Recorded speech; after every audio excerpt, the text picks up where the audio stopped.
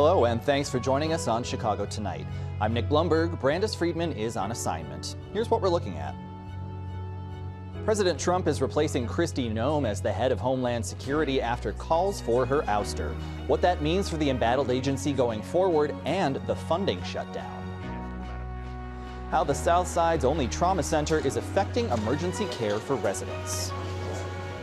It's about not letting anyone go unaccounted for. And they search former battlefields across the world. How a local university is part of an effort to bring home fallen soldiers. First off tonight, Kristi Noem is out. President Donald Trump today announced on Truth Social he's replacing the embattled Homeland Security Secretary with Oklahoma Senator Markwayne Mullin at the end of the month. The president says Noem will instead serve as a special envoy for the so-called Shield of the Americas, a new Western Hemisphere security initiative. The announcement comes after 2 days of heated congressional oversight hearings in which Noem faced sharp questions from Democrats and Republicans alike about her conduct as secretary. What we've seen is a disaster. Under your leadership, Ms. Noem, a disaster. What we've seen is innocent people getting detained that turn out are American citizens. I could talk about the culture that's been created here. I don't know that we'll have time for you to respond because I'm giving you a performance evaluation here. I'm not looking for a response. Joining us now is Congresswoman Delia Ramirez, a Democrat representing parts of Chicago's West Side. We also invited Republican Congress members Mike Bost and Darren LaHood of Illinois, but they either declined or did not respond. But Representative Ramirez, thank you very much for joining us. I'd like to begin by just asking your reaction to Trump moving on from Kristi Noem as DHS Secretary. Look, my first reaction when I got asked by a reporter after caucus was about darn time.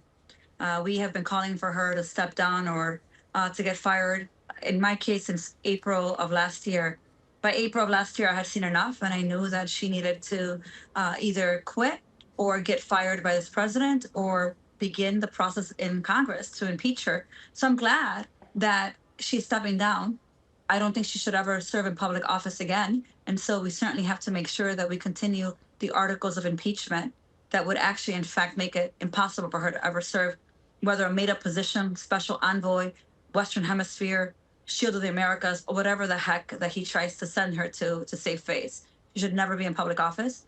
But today was a win for the people in Chicago who have been demanding that she step down, that have been watching what she's done, has recorded what she's done. But we're not done yet. Well, and you mentioned this special envoy role for Shield of the Americas. Do you have any sense of what exactly that entails? Is this a reassignment or was she fired? Well, look, he's going to call it, the president's going to call it a reassignment to save face. But I don't even think the president knows what this position is. If you saw, when you looked at his tweet, he said that on Saturday he'll give more information on it. That's because they're going to be making up some fake position for her. And unfortunately, they're going to continue to use public tax dollars to fund her. She couldn't protect the homeland here in the interior. Do we think that she's going to be able to do it for the entire Western Hemisphere on behalf of the country? Absolutely not. Well, you mentioned the impact of DHS and its crackdown here in Chicago. During her testimony Tuesday, Noem was asked about Marimar Martinez, who of course is the Chicago woman federal immigration agent shot in October. Let's watch a bit of that testimony. I don't know why you can't join me in saying it was wrong to shoot Miramar, almost cause her death, and then brag about it. Wouldn't you agree with me that it was wrong? Well, sir, the way that you have portrayed it, it appears to be, but let me look into the case so I can speak to the specifics of it. Congresswoman, what was your reaction to Noem's response, essentially saying she wasn't aware of this incident? She does this all the time. Look, Nick, I met with her one-on-one. I was the only Democrat that got a private meeting with her because I demanded for this meeting in December when she came before Homeland Security. Everything I brought up in our private meeting at DHS headquarters, that was a response. Well, Congresswoman, let me look into it. Congresswoman, let me look into Silverio. Congresswoman, I was not aware that you have constituents with medical emergencies and we've been sitting 62 days on an inquiry to get the medicine. She viciously lies under oath, and it's why I'm telling people, and you're going to hear constituents say this all over the country. Yes, we're happy that she got fired. That's not enough. She needs to be impeached, and we actually need to prosecute her because the lives that were lost under her administration are not coming back. And the children traumatized, whether Liam or Stephen, my own constituents, are not going to be untraumatized because she was removed. People need justice, and it has to be more than just a removal, and certainly putting her in some little slush position that she could go to with her special advisor, Corey, as we know, has also been let go from DHS. You know, Noem was also questioned Tuesday by Republican Senator John Kennedy about that $200 million ad campaign in which Noem features heavily. You know, she said Trump approved the ads. He told Reuters he didn't know anything about it. Do you think this campaign was perhaps finally the straw that broke the camel's back here? No, you know what I actually really think? First of all, President Trump knows everything that Kristi Noem was doing, how often she was on TV. He follows and monitors that stuff closely. All of the things that she was doing, the private jet, all of the corruption, the contracts to his campaign donors. Look, his friends are benefiting, have been profiting from all the private detention where people are dying, rotting in prison. Here's what I think happened. Yes, it's become more public. More and more people have been going out to protest against what happened in Minneapolis and Chicago and all over the country. And then Texas happened. The elections of Tuesday just happened, where the 5 districts that they redistricted in order to be able to cheat and win in Texas all had more Democrats voting than Republicans. He finally realized that ICE is underwater, Kristi Noem is underwater, and he's underwater. And so what does a president that feels like he could be losing in November do? He throws the easiest one under the bus, which I don't think is under the bus. She needed to be removed anyway. But I think he thinks that by removing Kristi Noem, numbers in the Latino community are going to change. Not what the Senator Mullen, who he likes to brag about, is ultra MAGA and MMA fighter as his competency to be the next secretary. I think the president knows that he's underwater, ICE is underwater, and it's going to cost them elections as a result of it. Well, and of course, DHS has been, you know, without federal funding amid a dispute over immigration enforcement. Of course, that affects things like TSA and FEMA. Do you think having Senator Mullen take over as secretary make breaking that stalemate any more likely? Look, I think that we should not be funding DHS until we actually have the policy commitments that Kristi Noem and Donald Trump have been unwilling to give us. The White House keeps sending these empty points that, well, our negotiation is we're going to follow the law. You haven't followed the law. So how is this any different from what you're in fact doing? They haven't actually taken on any of the 10 points that Democrats have sent. So here's the thing. He's going to have to come before the Senate, and he will need 60 people, including 7 Democrats, to vote for his confirmation. It's actually the time and opportunity that Democrats have to hold the most leverage right now in a shutdown to actually get the policy changes that we need to see a transformative policy where people don't feel terror anymore. And Democrats, I hope my colleagues in the Senate will hold the line, because this is actually our opportunity to do so until we finally dismantle DHS. Before we let you go, I also want to ask, you know, the House just hours ago narrowly rejected a war powers resolution that would have curbed the president's actions in Iran. Are you concerned about an expanding war? Absolutely. You're seeing every single day more and more casualties. This Congress decided that it doesn't want to assert its power.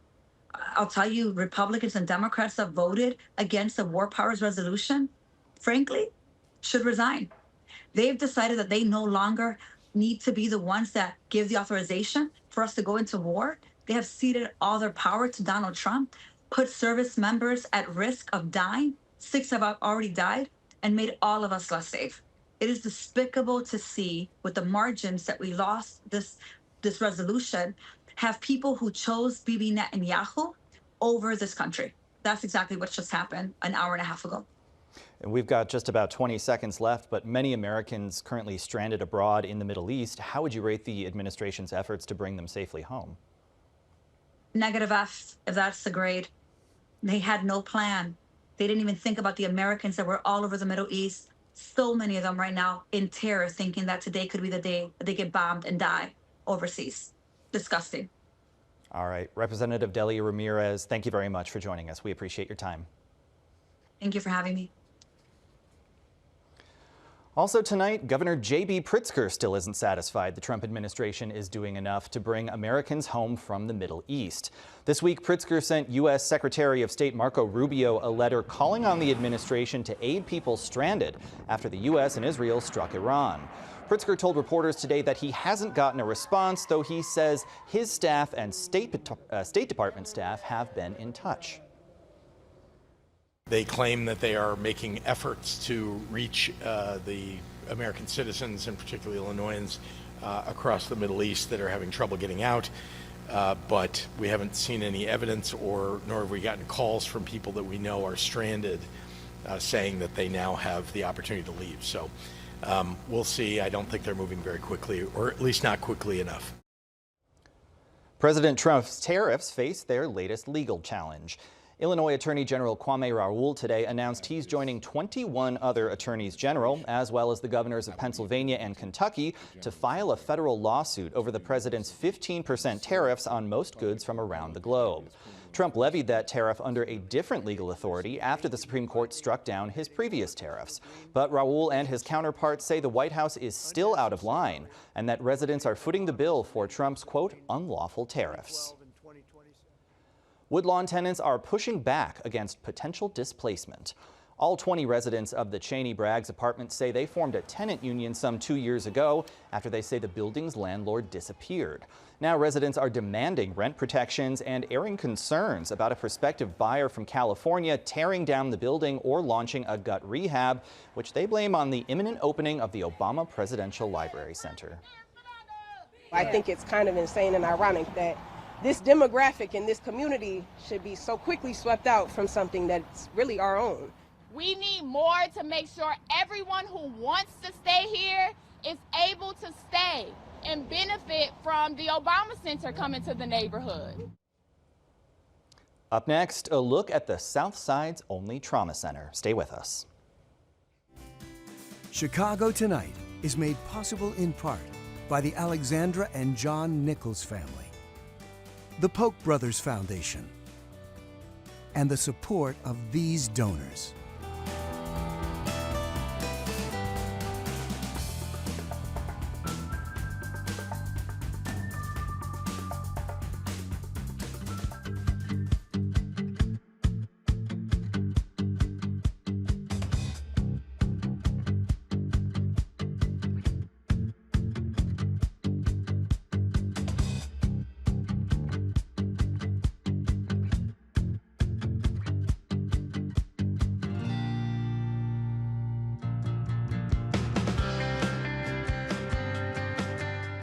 More than 35,000 patients. That's how many people the University of Chicago's Level 1 Trauma Center has served since it opened in 2018. At that time, it filled a so-called trauma desert on the South Side, caused by the 1991 closure of Michael Reese Hospital's trauma center in Bronzeville.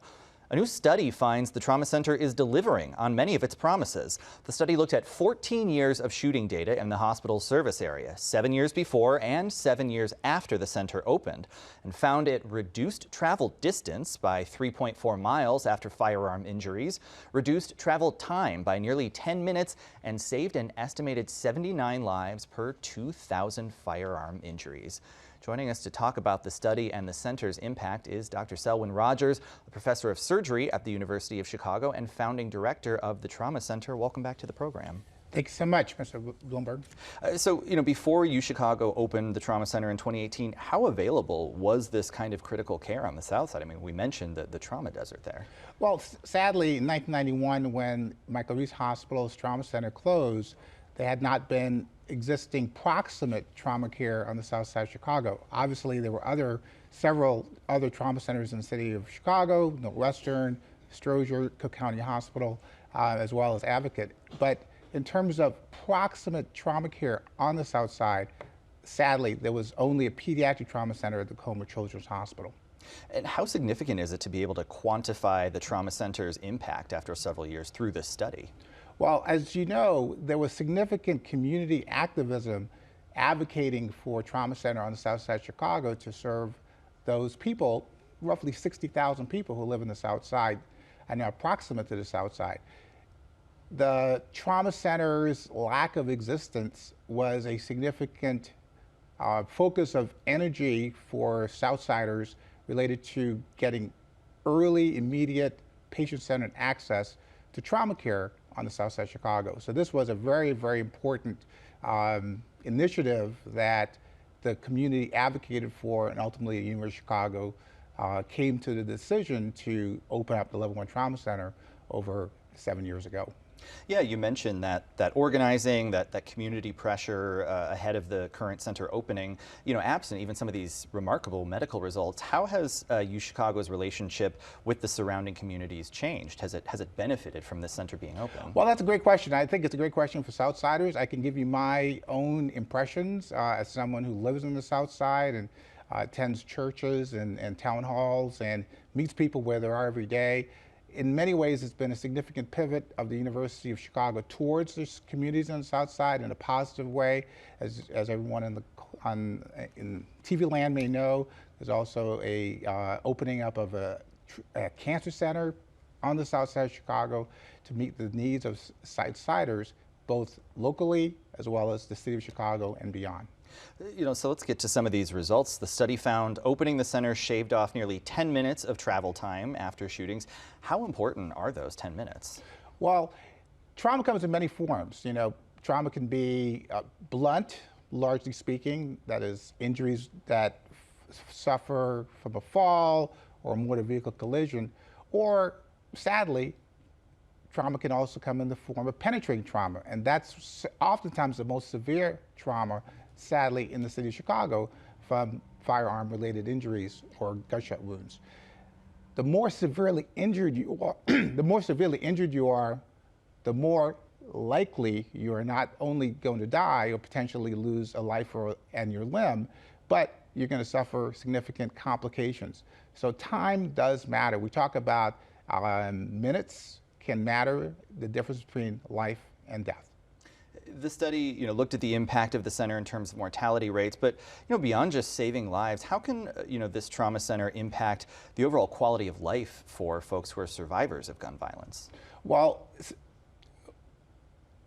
we started off by saying about 35,000. The exact number as of end of February was 38,458 people that the Trauma Center at the University of Chicago has served. Sadly, 35%, 1 in 3, roughly, people who come to the Trauma Center at the University of Chicago have been shot. In that context, every minute that someone remains in a state of shock, their likelihood of dying increases. So when you start shaving off as many as 10 minutes and miles of transport time to an adult level 1 trauma center, not only do you give those people an opportunity for their life to be saved, and we've seen it every day, but you also give them an opportunity for their families to see them again, to hold them again, to hug them again, and ultimately for them to have a full recovery and hopefully be better than when they were injured. Are there still gaps in the system? Does the South Side need perhaps another Level 1 trauma center? Well, I think that's a reasonable question, and I'm going to actually extend it and say what we ultimately need is a trauma center or system of trauma care that builds itself out of its need. I advocate very strongly for the important role of prevention. That comes in 2 forms, what we call secondary prevention, that is someone who's already injured and preventing recurrent injury. That's a large part of the work that has been supported by the civic community with the Partnerships for Safe and Peaceful Communities, as well as the civic community largely committing $100 million for community violence intervention. That's an ecosystem of care to try to prevent retaliatory violence.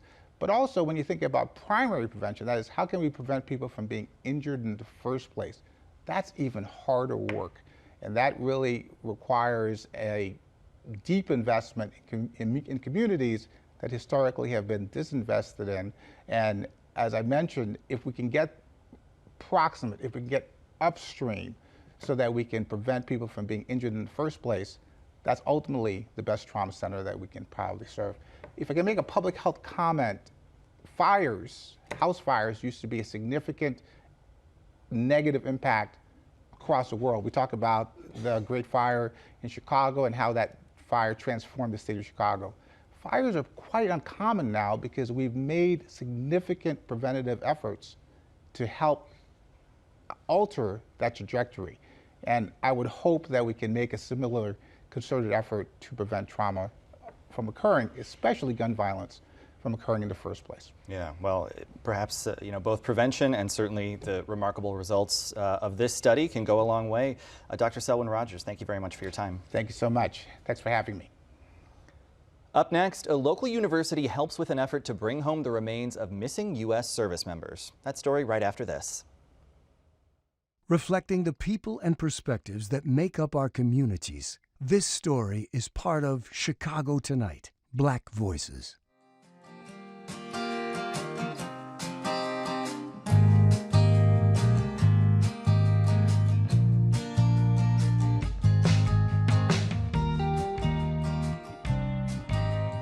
Deep in remote mountains overseas, teams of researchers, archaeologists, and military personnel are searching for fallen American soldiers. And a team at the University of Illinois Chicago is part of that effort. Joanna Hernandez tells us more about their mission to bring the missing home and the families still fighting for closure. That's where I want to go. Inside the Department of Behavioral Sciences is a team of researchers working to find missing American soldiers. We were looking for an aircraft crash site. That's Rick Elliott and Jessica Bishop. They both work at UIC Center for the Recovery and Identification of the Missing, known as CRIM. We get to participate in this mission to bring service members home and help families. They work in partnership with the federal agency known as Defense POW MIA Accounting Agency, or DPAA. Its mission is to bring families long-awaited answers. The agency brings together teams to locate, recover, and identify U.S. service members who were killed in past conflicts and never brought home. This team searches for World War II soldiers in the Philippines and supports missions in countries like Vietnam and Italy. First, we'll do this historical research to figure out what happened in each case to see if we can find the location, where the aircraft might have crashed. So far, Elliott has been on 6 trips, and he's preparing for his 7th to the Philippines. This is a metal detector, a more advanced one, so it's able to give you a more accurate reading of what you are detecting, not just that it's metal. I've gone on investigations and worked in places where there's no cell signal. You're strictly on the sat phones, and that's the only way that you can get word out. Last year, CRIM and the DPAA made a major breakthrough, locating 5 American soldiers alongside a mountainside in Laos, bordering Vietnam. One of them was U.S. Air Force Tech Sergeant Willis R. Hall. His son tells us he was just 18 when his father deployed. When they told me that they had found my father's remains, it was like a hit in the chest. It took my breath away. I completely broke down, and because it was something that I thought I would never see. Steve Hall says his father, along with 18 other men, were part of a secret operation run by the United States who had a tactical air navigation radar site on a remote mountain in Laos. Rick Holland's father was among them. He was 8 years old when his father left. When the site was overrun in 1968, 11 men were killed, and among them were Rick and Steve's fathers. Their families waited for answers for years. Rick's mother sued the U.S. government to release information, and the mission was finally declassified in the early 1980s. Last year, Rick stood on the very mountain where his father likely took his last breath. If it hadn't been for the DPA, if it hadn't been for their help, I probably never would have made it up on that mountain, and I definitely would have never got to take the helicopter ride around the mountain, which was the most powerful when you could pick out these little spots on the side of the mountain and realize that that's the DPAA guys. For CRIM, every excavation site tells a story. Jessica Bishop says it represents a name, a family, and a commitment to bring soldiers home. You're dealing with weather and logistics, and we don't stop digging until we know that, okay, we've done all we can. It's such a rewarding goal, being able to help to provide answers to these families that have been waiting decades for them. It was just overwhelming. For Steve Hall, the discovery of his father's remains is news he's waited nearly 60 years to hear. We did so many things together. So not only did I lose probably my best friend, but I lost my father. These kids that don't even know us, and they're literally risking their lives. For Chicago Tonight, I'm Joanna Hernandez. 4 soldiers remain unaccounted for among the 11 men killed during the Lima site mission. Rick Holland says he's staying hopeful in his search for his father. He tells us newly recovered remains from Laos are now being analyzed, and in the coming months, his family hopes they'll be getting the news they've been waiting for. And that's our show for this Thursday night. Join us tomorrow night at 5:30 and 7 for the Week in Review. Now for all of us here at Chicago Tonight, I'm Nick Blumberg. Thank you for watching. Stay healthy and safe, and have a good night.